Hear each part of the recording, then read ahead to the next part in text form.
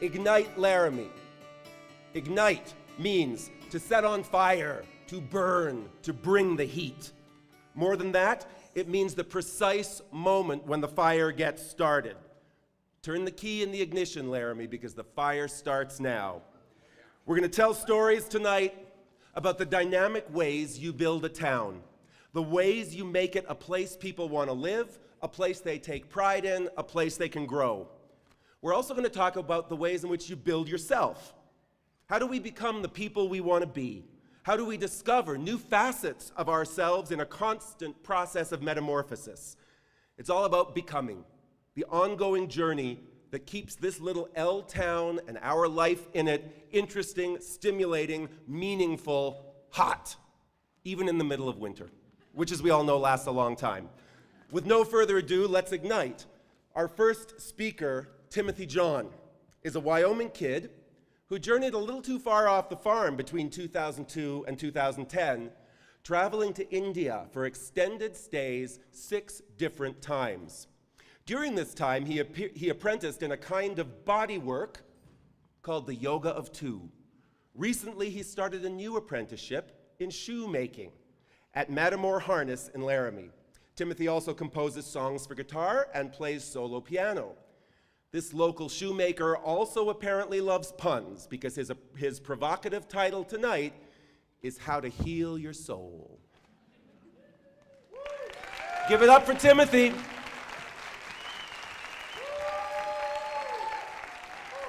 I don't know how to heal the soul, but my soulful journey began when I had to go to Natrona County High School in Casper instead of Kelly Walsh, and I'd go to school with all my friends from junior high, and that put me in a nuclear funk. I didn't have all my drug connections. I was sober. That didn't help any.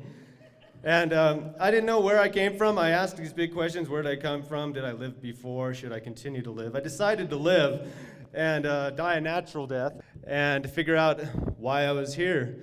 And these journeys, I read every book. I had some quartz crystals. I did a couple tarot readings. And I read a book by Dr. Islop called Conversations with Satya Sai Baba, which finally, 8 years later, 2002, I made it to South India where he resided. Satya Sai Baba had these sayings: there's only one religion, the religion of love. There's only one language, the language of the heart. There's only one caste, the caste of humanity. There's only one God, and He is omnipresent. He is everywhere. These kind of sayings really inspired me.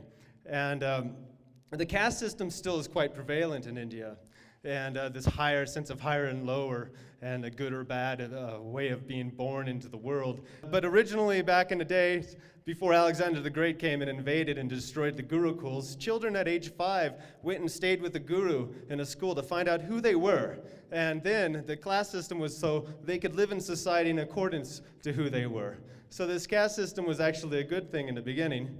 And later on, it became an economic thing, and it became a thing that wasn't so good. So if you're a Brahmin, you were attracted to scholarly and spiritual things. And a Kshatriya, you're a warrior or a soldier. Vaishya, you were like to trade and do business. And Sudras like to do labor and do artisanship. This is one such artisan named Satyaraju before he became Shiva Bala Yogi. He came from Adivarapupeta, a village of weavers, and he started making beady cigarettes on his own and started selling them and earning extra money for his family. And one day he was taking a break, and he had a vision of Lord Shiva and put him into a state of samadhi that's beyond the body and the mind for a period of 8 years for 23 hours a day and another 4 years for 12 hours a day. And he became a God-realized yogi.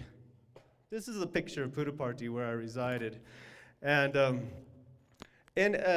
Sai Baba dropped out of school when he was 14 years old and told his mother, "This illusion that you're my mom and I'm your son is ended. My followers are waiting for me." And eventually he built schools. This is such a school. It's free to go to for people who can't afford school.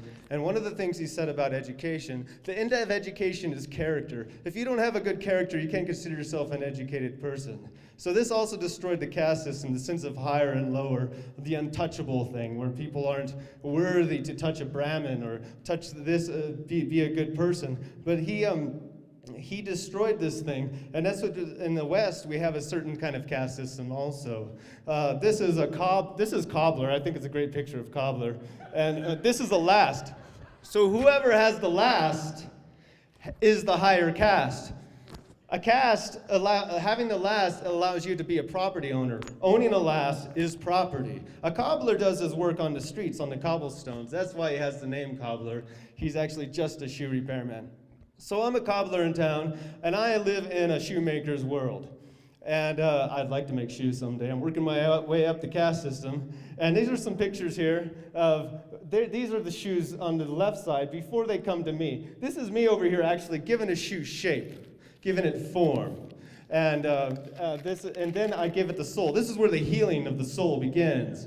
This is where the healing and the soul work starts. These two ladies right here, these are pictures of after they made their first boot. They're quite happy. This is a happy customer. We make reenactment stuff. These are some boots we made for a film recently. And it's not what we do. You know, it's who we are. And ultimately, I'm a pilgrim, meaning I wander in and out of lives. Why? It is my nature to search. I find things, I find beauty. Then I give it form, a shape. I've been given a blessed uneasiness, constantly seeking freshness in order to share with rhythm and song the scenes of a distant melody. It's not who we are. It's not what we do, it's who we are. And if we can put who we are into what we do, our lives will have meaning, and people will know also why we are here. Thank you.